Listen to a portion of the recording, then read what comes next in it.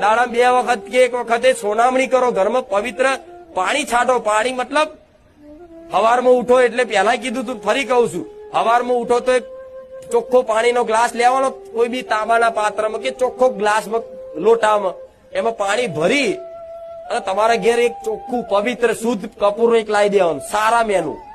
બજારમાં મળે સસ્તું નહીં, ભલે થોડું આવે પણ થોડું નાખવાનું, પણ સારા મેનું કપૂર લાવી અને એમાં ભભરાઈ નાખી આખા ઘરમાં છાંટી દો ને હવારમાં, એટલે તમારા ઘેર બધી જે ઉર્જા, નકારાત્મક ઉર્જાનો વાસ હોય એ આપોઆપ ભાગી જાય.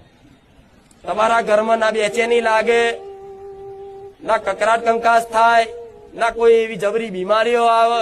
બધું જ આપે રૂપે, બધું ધીરે ધીરે જેમ આ દિવસે કરતા જાય, 6 મહિના થાય એટલે આપે રૂપે તમારા ઘરમાં કોક બે હવા આવે ને તમારા ઘેર, તો એને સ્વર્ગની અનુભૂતિ થાય, તમારા ઘેર શાંતિ લાગે છે. કે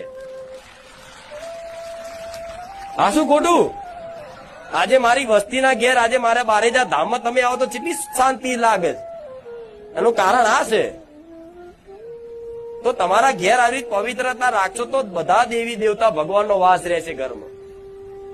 એવા સમયગાળામાં જેને પાડ્યું છે ને, ભલે મજબૂરી હોય તો થોડી વેઠી લેવાનું, છેલ્લામાં છેલ્લા 3 દાડા તો વેઠો. જો છૂટ આપે